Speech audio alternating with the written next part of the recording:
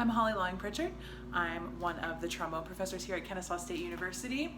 Welcome to the KSU Summer Intensive Workshop. Super excited you are going to be joining me for a warm-up with Hollie video.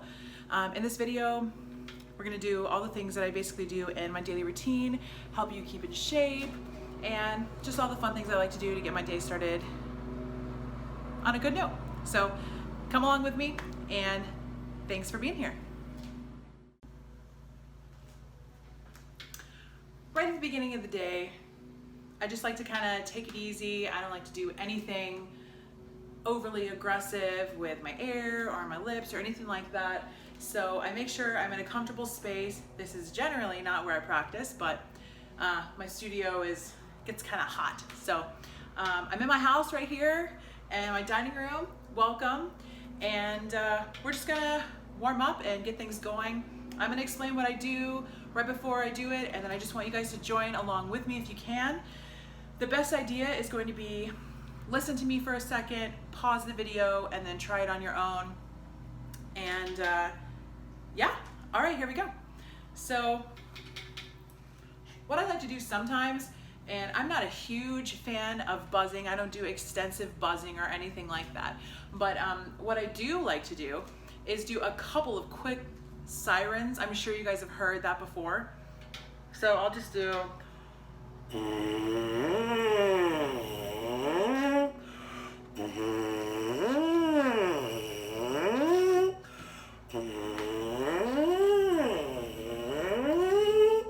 Nothing, too big. Just a couple of little things to kind of get my lips warmed up. And then there's my cat. I like to do, we're gonna just kind of jump right into long tones.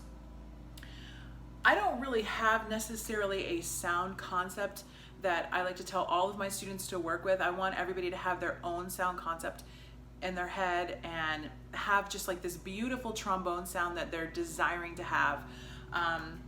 Of course, you can listen to a ton of different artists, and now, you can listen to anybody on YouTube, but what I like to do is I like to start off the day playing just some nice, easy notes, and I always tell my students, low works better.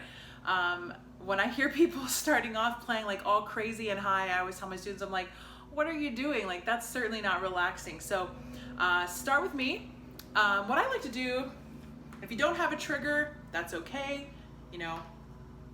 You might want to get one, but if you don't have one, you can still do some nice long tones. And a lot of what I do incorporates glissing, because glissing is fun, because we play the trombone, but also because you can do anything you want, free-flowing air, just by doing glissandos, up and down. So I do something a little like this. I'm going to back up.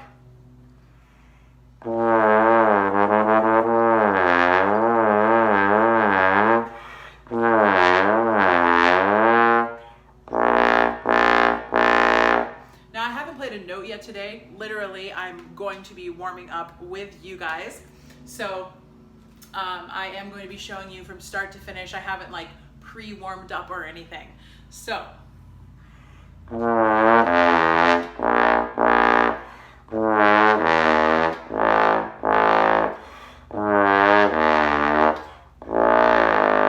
I just like to incorporate a lot of times some pedal notes in there. What I'm basically doing is, this is my favorite one, and I'll turn so you can see.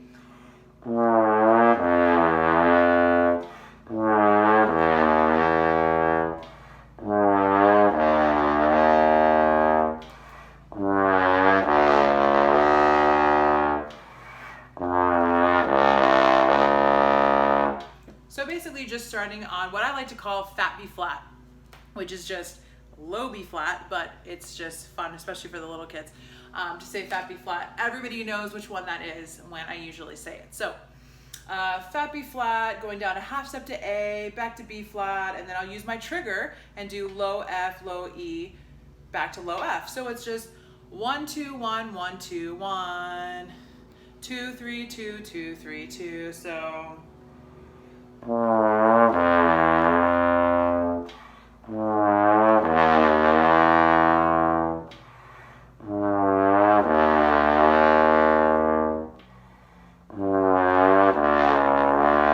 and you can actually go all the way down And then, you know, just keep on going till you get nice and easy to 7th position.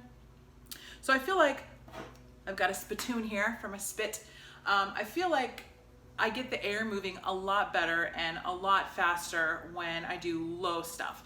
It's just warm. I mean, it'd be basically like you just blowing really nice, easy, warm air. For those of you who don't have a naturally easy low register, I'm actually a doubler. I double on bass trombone as well. So I play tenor and bass trombone pretty frequently. And I'll talk a little bit about what I do for a living and where I teach and stuff like that probably a little later in the video. But yeah, so we're gonna just keep on with our warm up. Hopefully, you know, you've woken up, had some water. I'm a big fan of water. I drink a lot of water. I think as a brass player and, well, as a person, as a human, you should drink a lot of water, but I digress. So I think it really helps as a brass player to just keep everything moving and have your lips have, you know, some sort of wetness to them so that you can play. You want to make sure your mouth is not dry. So then from there, what I was going to say is if you are not great with your low playing, to kind of open up on that, this is a great exercise, the one I just did. And I'll do that, and then I'll kind of go backwards a little bit for people that can't go quite as low or don't have a trigger.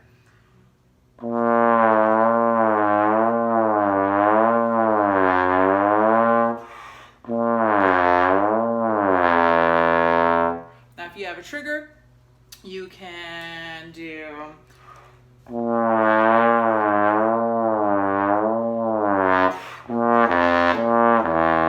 and just kind of play around with that and getting your air moving.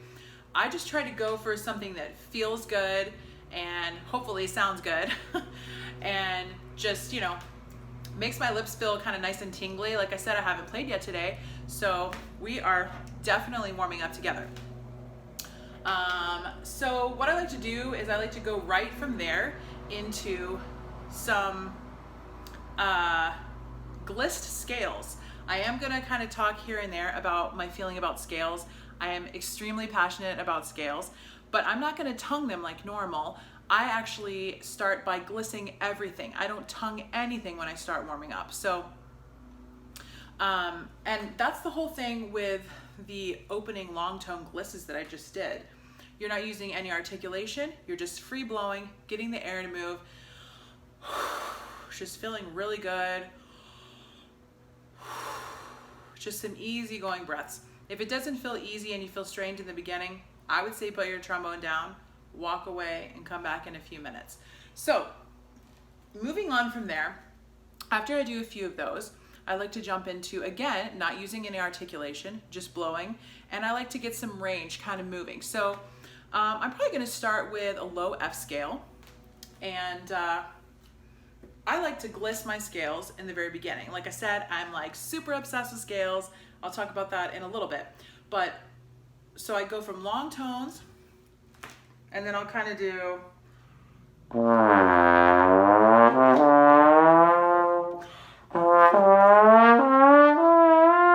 and you can hear that I'm just literally playing an F concert scale, but I'm glissing all of it. So the only notes you're going to tongue are going to be the first note.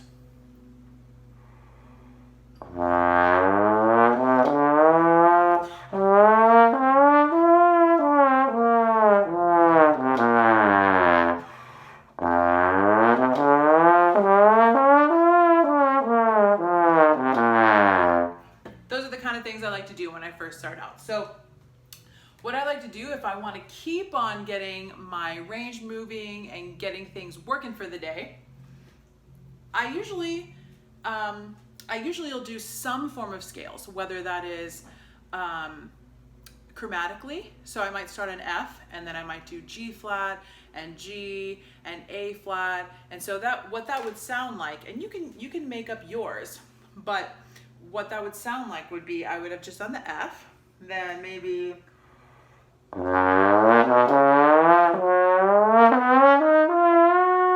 something like that.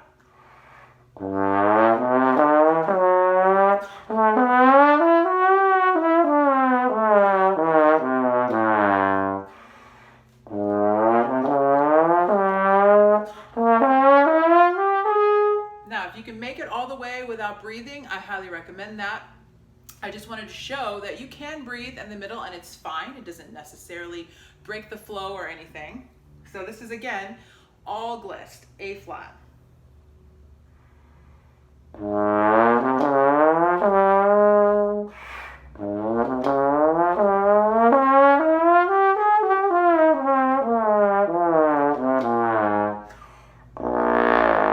And I love pedals, so I always try to incorporate them.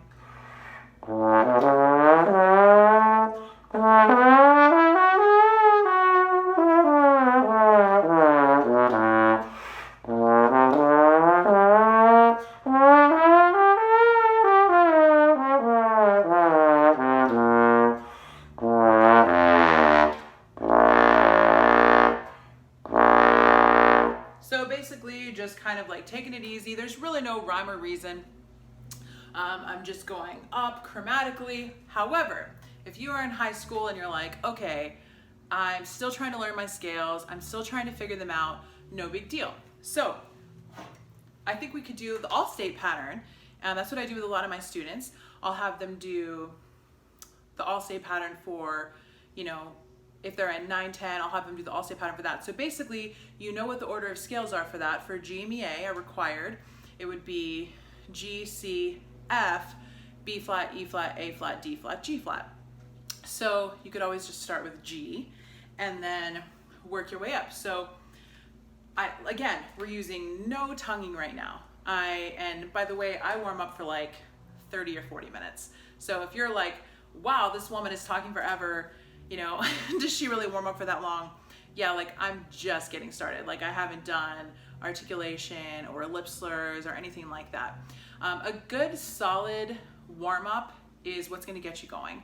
I know there's some different, you know, schools of thought on that, but I'm a huge believer in the fact of getting everything warmed up. I mean, if you are an athlete, obviously you're not gonna just run and start like running a marathon like right out of your bed. Like put your running clothes on, put, you know, your gym shorts and your running shoes on. You're not gonna just jump out of bed without doing a couple stretches, you know, drinking your water, maybe even having a cup of coffee, you know, kind of getting your body moving. And then, you know, maybe you'll start out jogging. You're not going to just run a marathon. So there's really no reason when you first get your trombone out for the day, you should be playing crazy high notes at the beginning, or like the piece that you're working on for band. Obviously, you're not going to want to start out your day like that.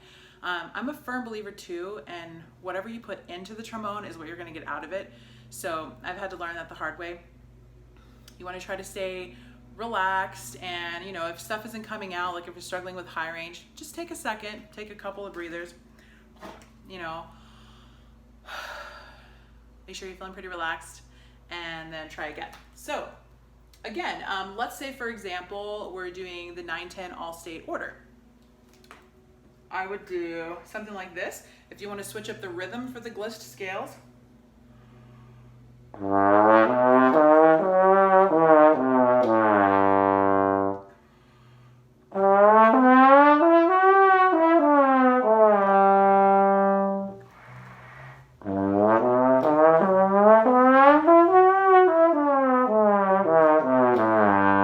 and you're going to hear there's a break in there. You're going to get a break in there. Of course, G is the breaking point too for the high range on trombone. Right when you get to G, you kind of feel that extra strain of the breaking point.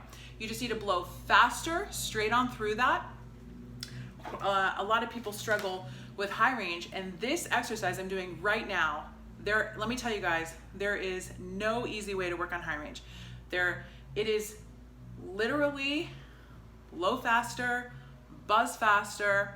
When people say things like, this really irks me, when I hear students, you know, they come in and they're like, oh, you know, my band director said, you know, tighter embouchure, you know, tighter corners. Well, here's the thing. If you really think about it, and you are blowing faster and buzzing faster, what actually happens?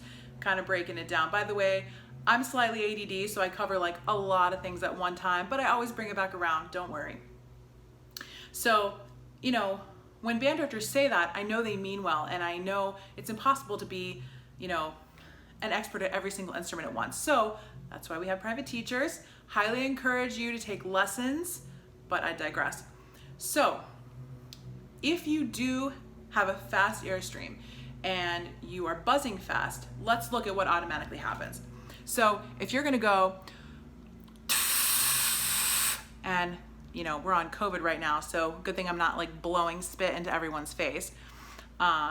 That's been an interesting adjustment, I'm sure, for everyone, being at home and just trying to be used to not playing in groups and all of that. That's been a huge adjustment for me, which I can talk about in a little bit, since basically all of my concerts were canceled for the next 3, 4, 5 months till who knows when. But anyways, if you are thinking fast air or even fast buzz, what automatically happens? You are automatically having firm corners, and you are automatically having a really small hole or aperture. So you don't need to think about all of those things at once. So when we're doing this warm-up, all you really need to think about is, number one, making a beautiful, glorious, rich, chocolatey sound that you enjoy. Number two, buzz speed. Obviously, if you are trying to play high, you've got to blow faster and you've got to buzz your lips faster. If you can't get the vibration fast enough, those notes aren't going to come out. So these exercises with the glists with scales, they will get you there for range. This is going to be a really long extended warm-up. Do you want to know why? Because I'm going to talk about all of the things that I'm obsessed with that can help you guys in the meanwhile. So just prepare yourself. We're going to do a long extended warm-up, but I'm going to talk to you through it about things I'm really passionate about in my teaching. Fast buzz, fast air, you know, slow buzz, slow air. You don't really need to worry about your embouchure. You don't need to worry about what your corners are doing, other than the fact that they should be firm and down. But other than that, it kind of takes care of itself. So for a pedal, since we're here, I'm just going to talk about this too. For those of you who are like, I can't get pedal notes, because I'm going to go back to high, talking about high playing in a minute.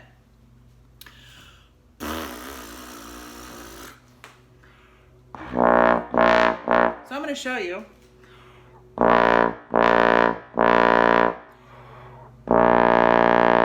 So that's what it looks like when I play a pedal. If you'll notice, my cheeks aren't completely puffed out. I don't have, you know, a strange embouchure thing going on.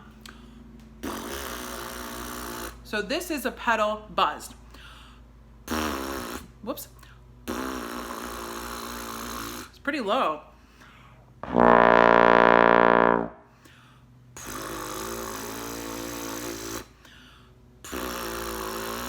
And the reason why I'm showing this to you is I want to show you that I'm not going or like or anything open like that. You still have to make a functioning buzz to be able to play a pedal note. And I think that's what a lot of people don't understand. So if you want to work on your low range simultaneously, we will jump back to high range in a second. You want to make sure that you have a continuous buzz, and that goes for high playing as well. So when we go back to doing the Glist Scales, which literally will fix any problem you have, because to go low, you have to make, you know, it has to have continuity. Like you have to be able to have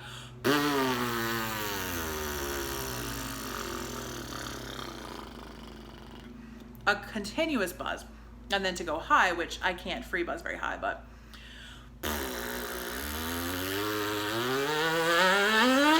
you have to continue the buzz. So if you really think about those two things, that's all that you need to think about on improving your trombone playing. Can I play high? Can I play low? Well, really, can I keep a continuous buzz going fast with the air behind it? And for playing low, that's my secret I like to show everybody that I just showed you.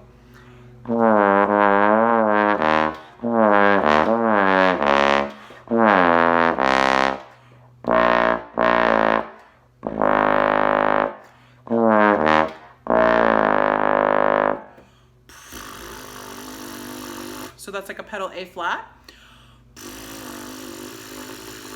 There is an opening, but it's not some huge opening. I still have to have a vibration formed in order for that pedal note to come out. And I know everybody loves a pedal note, right?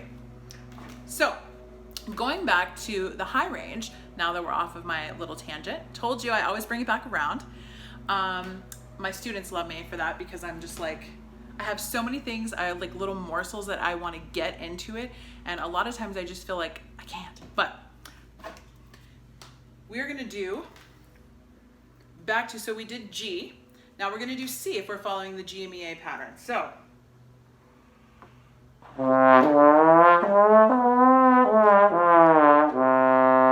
And if you really want to spice things up, this is what I like to call B flat down to C. And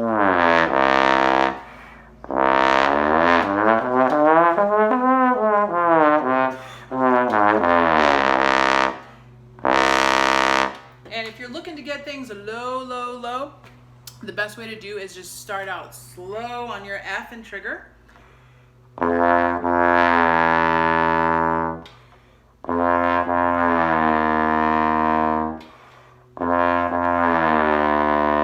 And just slowly kind of, and if it's not coming out even that way with half steps, F, E flat, and trigger. If it's not coming out, break it down even slower. This is for those of you who are trying to expand your low range.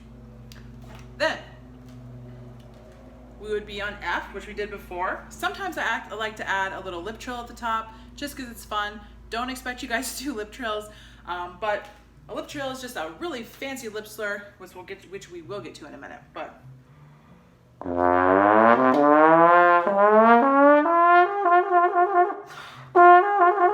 sorry, I had to breathe.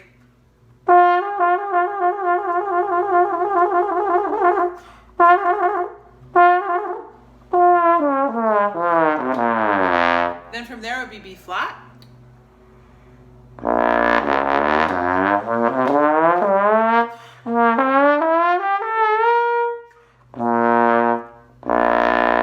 And you can go all the way back down. You can go.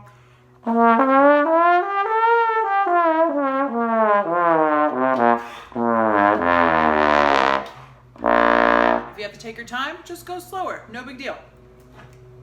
And so on and so forth. So I would go on to do E flat the same way, A flat, D flat, and then G flat, and then you would have covered all of 9-10. Obviously, if you are in 11th or 12th grade, by the way, I do all of these things with my college students as well.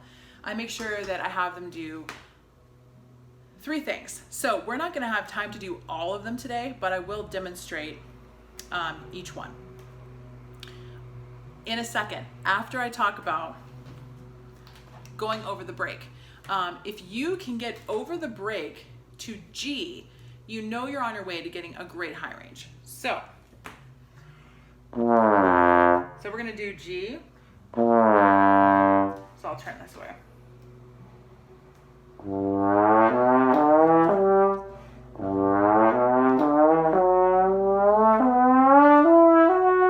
When you get to F sharp, keep those corners in, keep them really firm, and just blow really fast and buzz really fast. And what I like to do, that's why glisting is so important.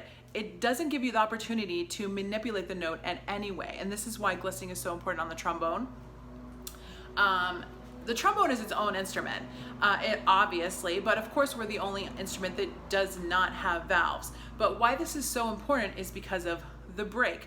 Once you can get over G and you kind of get over that hump, the rest of the range comes fairly easily. So if you're somebody that's at home struggling with range, what I'm doing right now, I'm serious. I do this like almost every single day, and I don't get bored, and it's a nice way to spice up your scales. Plus you're getting high, you're getting low, you're getting glissing, and then in a second when I talk about the 3 ways that I do scales, and while scales aren't so important, you'll see that you get an amazing warm-up. So going back to what I was doing, we're gonna keep going. So that was G, and I'll just show you. I'll get kind of close so you can see.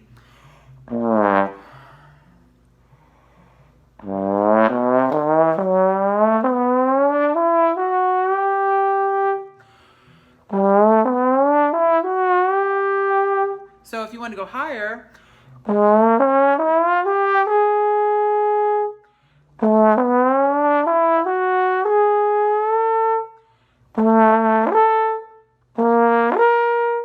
you can see that I'm not manipulating my face too much. Obviously I'm getting firm corners and I'm trying to blow as fast and buzz as fast as I can with the smallest tiny little hole. I like to talk about straw sizes too. when I'm talking with my students, I talk about like, there's a coffee stirrer size straw. Then there's a regular straw you would get if you went to like a fast food restaurant and you got a Coke or something.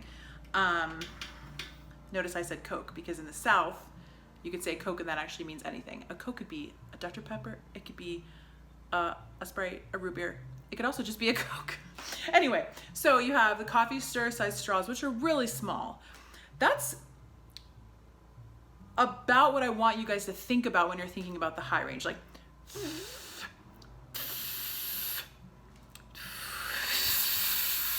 really, really tiny airstream.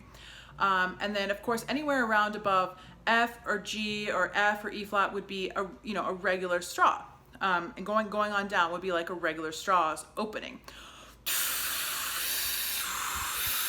So there's enough air to get out, but it's a very firm embouchure. And then what I like to tell people too, while we're talking about this, is if you can think of your mouth and your embouchure like a plastic baggie. So like say when you were younger, your mom packed you a baggie for lunch.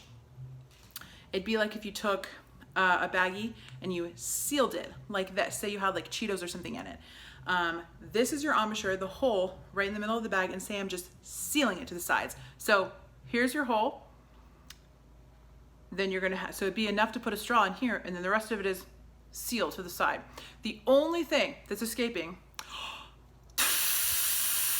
is out of this one hole. So if you guys can kind of think about that, low or high, as you can see, I demonstrated to you what a low embouchure and setting looks like when you're trying to do that a few minutes ago. But those are things you want to think about. If you're having trouble achieving, you know, a higher range, think about, okay, like, are my corners firm? And also, am I blowing as fast as I can possibly blow air directly from your stomach out? Now, we're going to continue on with our warm-up, but I wanted you guys to know that when you are trying to get up there and you get over that break, just keep on pushing.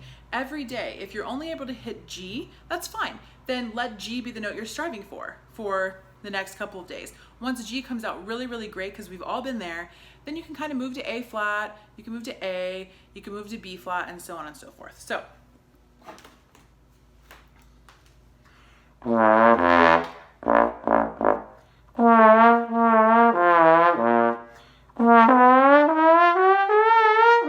So what I like to do sometimes is a little bit of a chromatic warm-up, just starting on B flat, no tongue. We haven't gotten there. I'll do.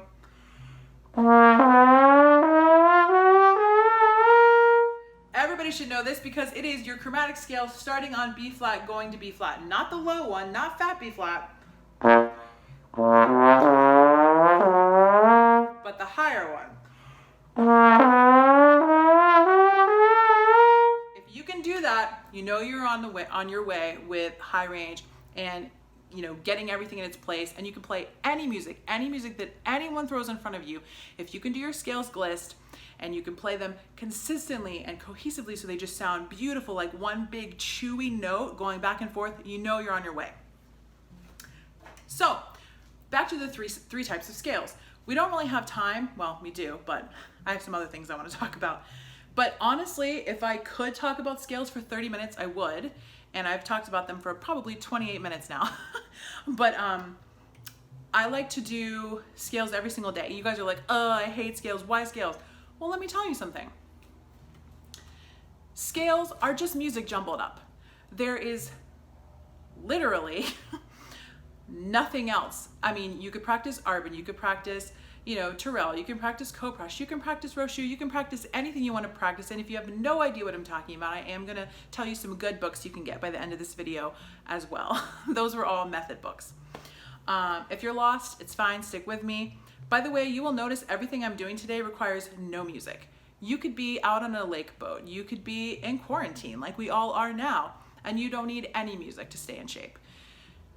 You just need to know your scales, because your scales are any key that any music would provide you. Plus, if you're, you know, fairly competitive and you want to do well in your band program, or you want to do all-state or honor band, you have to know them anyways. So you may as well just learn them. You know, what are you guys waiting on? Just learn them. In my studio, I teach at a few universities. I teach at Kennesaw State, and I also teach at a few other universities, and then I have a huge studio of middle school and high school students. Well, I guess fairly huge, about like 15 middle school or high school students from around the Atlanta area. And most all of them are auditioned for Honor Band and All-State. And you know, they have to know their scales to be in my studio. So if you're coming into college, you definitely want to make sure that you know them, not because it's just some boring thing to learn, but because you can do so much with them. They're the basis for everything. And honestly, we're going to jump in and talk about other ways you can learn them too that will help you keep in shape. So say you're like at the beach with your family. This could go on for 25 minutes. So you run all your scales glist like we just did, and that's number 1.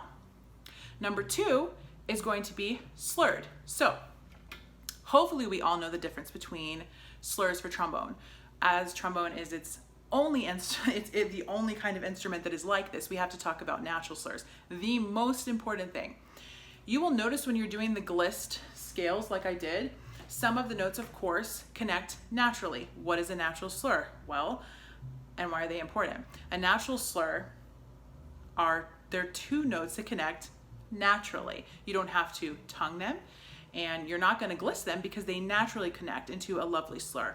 So hopefully you love playing delicately, lovely, beautiful trombone music. Trombone is an amazing, versatile instrument because you could play something, you know, lovely. I don't even know of a lullaby off the top of my head, but just, you know.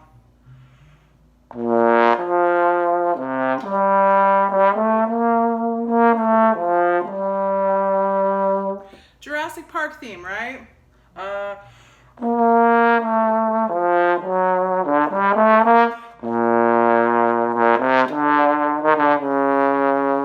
Lyrical, right? You gotta be able to know how to slur on trombone. Then, of course, you've got the big section, switching to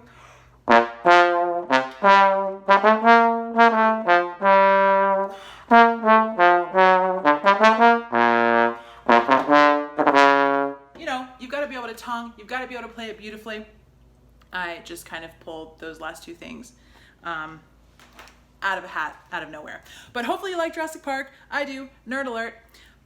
So in order to do that, you have to be able to play lyrical, beautiful melodies. A great book for that is the Rochu book. It's actually the Bordoni book. Rochu transcribed these melodies. This is a lovely book for that. So we're going to play some slurred scales. Basically, we're going to do the exact same ones we did. And if you're an 11th to 12th grader, you would do all 12 scales. So once we got to G flat, you would move on to the B scale, the E scale, the A scale, and the D scale, of course, because why not? There's only 4 more. But for slurring, then I would kind of do the exact same exercise. And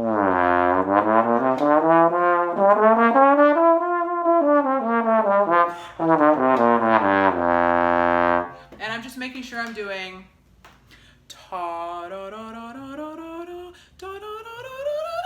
ignore, you can just ignore my voice and my singing, but that was really high. Oh my God. Anyway, so you just want to make sure that you're connecting them all beautifully, like you were a euphonium player. Shout out to Jason Casanova. If you are connecting them beautifully, you are doing it correctly. If you are sounding like you are a valve instrument on trombone, you're doing it right. So just got to keep the air moving a lot faster. So we would do that one. Then of course, we'll do C.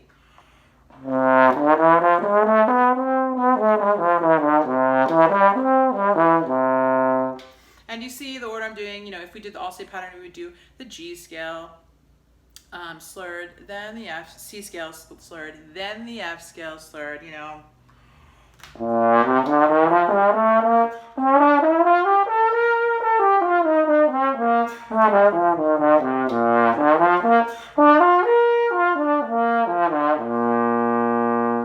You just want to keep everything really lovely, a lovely do-do-do-do-do. And as you're going up in the higher range and you start going faster, you're going to use more of a do-do-do-do-do than a da-da-da-da-da. If you're thinking lower range, I would say from B flat to B flat, fat B flat to middle B flat, you can stick with da ta da da da da da da da. But as I start going higher and especially faster, you're going to switch from da, which is like a wider syllable, to do do do do do do do do. And this is me kind of getting a little bit into articulation as well. So then from there on, we would go on to the next scale and the next scale and the next scale. So E flat.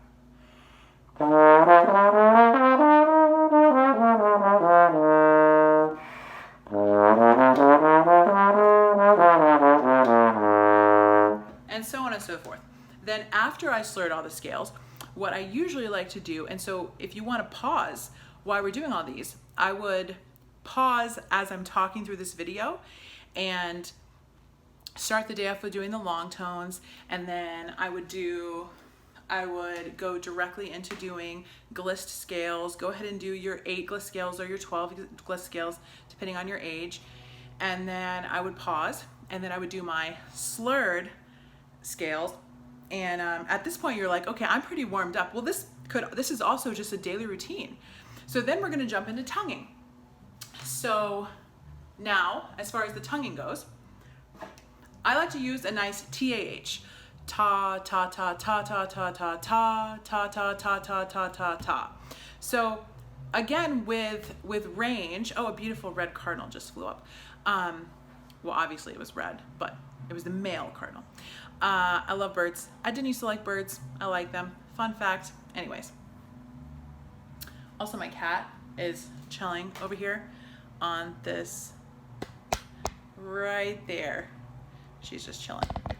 Okay, so trombone can be relaxing. Who knew? So after we do the slurred, we're going to go directly into tonguing. So just like I was saying with the low tongue,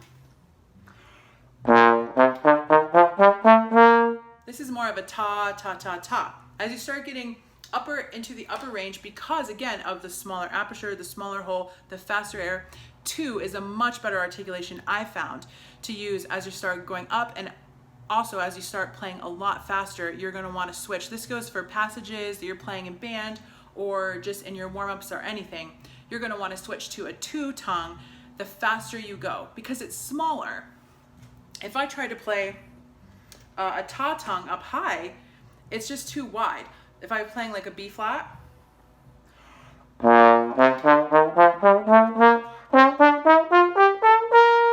you're going to want to start going. Everything becomes smaller and more compacted the higher you get. So you're going to want to make sure that you switch to a 2 articulation. So I would go through them all. Can you believe it? Now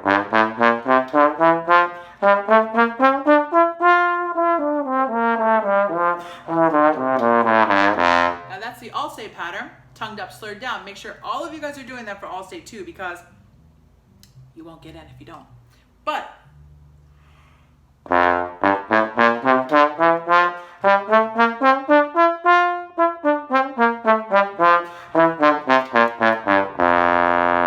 then the same thing just in all the ranges. So back to G, this is a really good one to practice, because if you're able to get the connection and the high G when you're doing the glisses, and you're able to get the break and it sounds really lovely, this is the main kind of things that trombonists need to work on.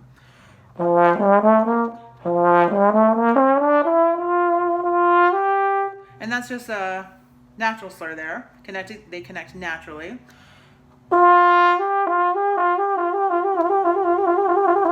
So then, if you're going to tongue it, you already know what it feels like, and you already know what that connective feeling is between those 2 notes. So you just lightly tongue it as you're going up.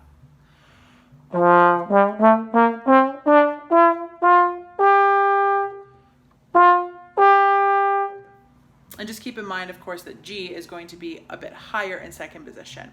It's a flat note, so you're going to have to bring that up. So after I've done those 3, glist scales, slurred scales, and tongue scales, by that point I'm pretty warmed up. And obviously I didn't demonstrate all of them, but I just wanted you guys to kind of know. I like to move into lip slurs, and I'm going to do a couple of demonstrations of those. Why are lip slurs important? Again, the same thing as with gliss on the trombone, it's just getting everything moving. It's getting your muscles feeling loose, feeling good, getting the blood flowing to your face. And Lips Ler really promotes any sort of lip slurs, even simple ones, going into the most difficult. They really promote a lot of flexibility in the face. So an easy one to start with, after you've kind of done those slurs, the Glist Scales. You don't have to do all 3 of those scales every day. You don't have to do 12 Glist Scales and 12 Slurred Scales and then 12 tongue scales, although I do that, and sometimes that counts as like a pretty intense practice session.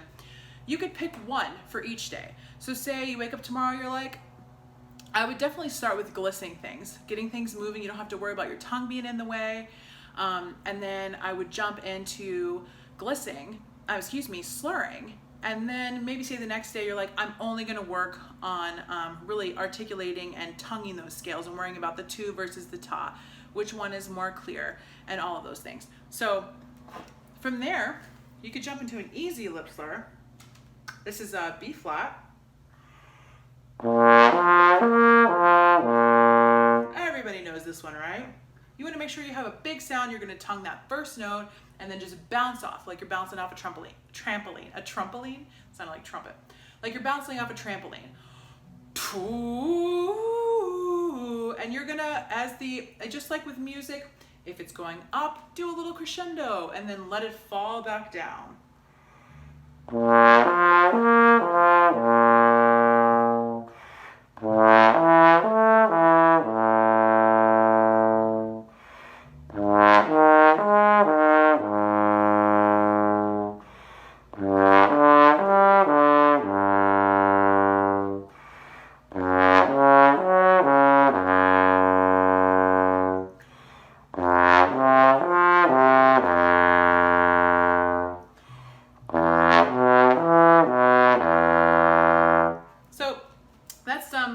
That's probably the most basic one.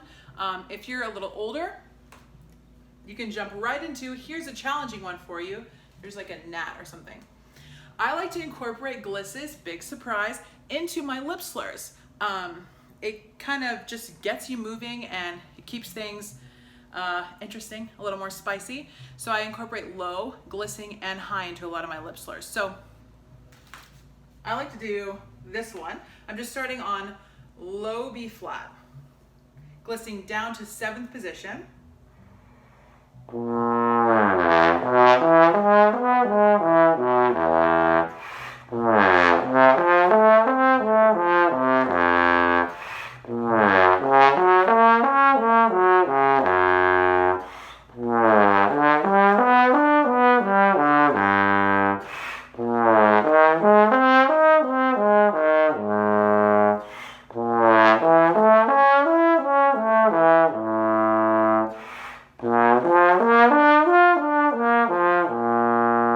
Then you can always add a note on top. I won't do them all, but just to demonstrate how it would go.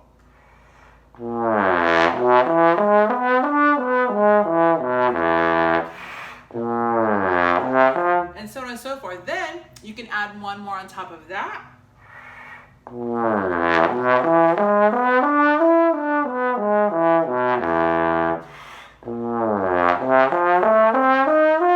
And you get the idea. So if you wanted to pause that and try that now, I think that those are really helpful. And I just go 7th position, 6th position, 5th. I always do it either 1, 2, 3, 4, 5, 6, 7, or 7, 6, 5, 4, 3, 2, 1, just to keep it easy. You don't have to know which notes you're doing. That's the cool thing. You don't have to be like, oh, Holly, like what notes are we doing? You're starting on low B flat and you're going down and you're playing, 3 partials, or you're playing up to 4 partials, or you're playing up to 5. If you don't know what that means, I'm just saying like we're playing 3 notes, 1, 2, 3 stacked on top, 1, 2, 3, 4, 1, 2, 3, 4, 5 in the same position. Then it can kind of get more fun and more challenging. So I like to do something that might be fun for advanced players.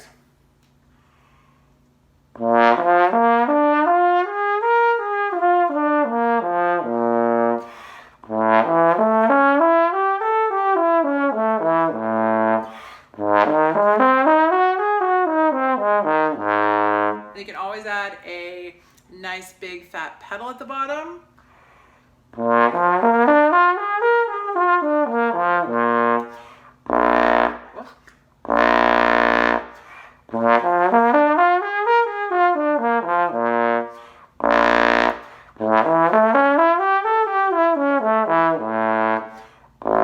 And so on and so forth. So 1, 2, 3, 4, 5, 6, 7, 6, 5, 4, 3, 2, 1. So I'm playing seven notes in first position, starting on a fat B flat and then just coming back down. So those are some really fun things I like to do. The last thing I would probably do, oh, and by the way, those can get a lot more fun and a lot more complicated. You can do, triplets, stuff like that.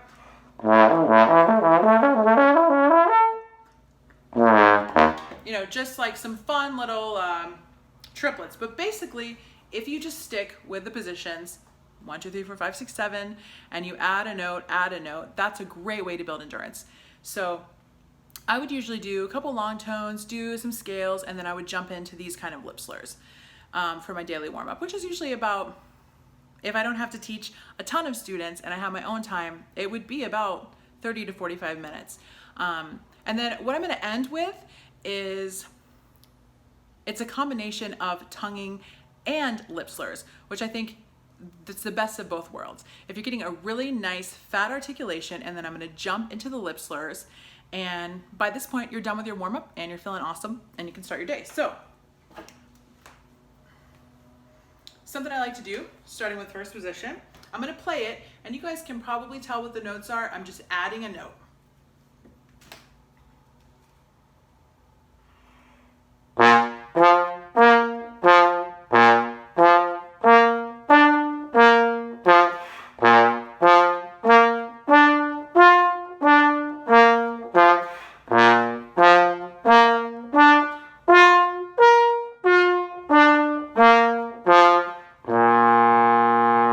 And then I would jump and do the exact same thing, follow it with a lip slur.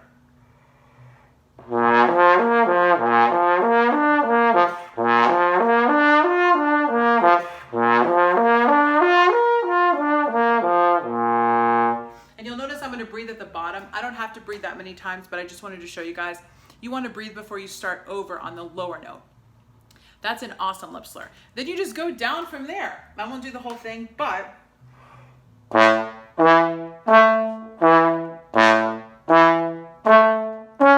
get the idea. Then I would take a pause.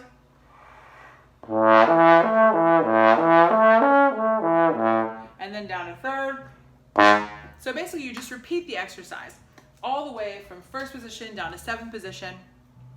And that's what I do. And I'm feeling good. I'm feeling pretty warmed up. I could play high, I could play low, I could play articulated. If you want to hear more about fast tonguing or anything else about scales, please feel free to email me, hollielawing@gmail.com. You can probably look me up, HOLLIELAWING@gmail. And I'm happy to get back or answer any questions you guys have. Also, some really great books that you should have. Obviously, we talked about the Melodious Etudes for lyrical playing. I'm obsessed with Bach. I love Bach cello suites. A little more advanced, but just beautiful playing you can do in the summertime. And a book that you guys should all get is the Brad Edwards Lip Slur book. I don't know if I have the cover because it's so destroyed, because I played through it so much. All of my students own this. And I don't know if I can find the cover page, but it's Brad Edwards. Here it is. It's amazing. This is literally, you could do this and the warm-up I just did, and you would be set for the entire day. This has some amazing lip slurs in it. If you're looking to get better really quickly, this is a great book. Some other books you guys should have, obviously the Arbonne book for articulations and technical playing. The Copra book for the same thing. The Schlossberg book is amazing for just building endurance and being able to play really soft and really high at the same time, or low and soft at the same time. If you want to come have a lesson with me, just reach out to me via email, like I said. And, or you guys could just text me anytime. I'm sure you could get my number from the office at KSU. But that's basically what I would do in a warm-up session. You're just trying to hit low, you're trying to hit high, you're trying to hit articulations, lip slurs, getting your air moving, and basically that's how I started my day. So from there, I would just go on and practice whatever I had to practice. But just remember, you want to make a beautiful sound, you don't want to force anything, and you've got to really start building slow before you can do some sort of crazy lip slur or crazy etude you want to work on. You really have to be able to do the fundamentals. The fundamentals have to be there, or else nothing else is going to work. So if you want to reach out to me, you can. I'm here all summer because we're on quarantine. And I hope everybody is doing well. And thanks so much for checking in with me today and warming up with me. It was super fun. And thanks for joining me in my house. So we hope to see you at KSU anytime. Come by and say hi. And I hope you guys are having an awesome summer. Keep practicing, making beautiful noises. Bye.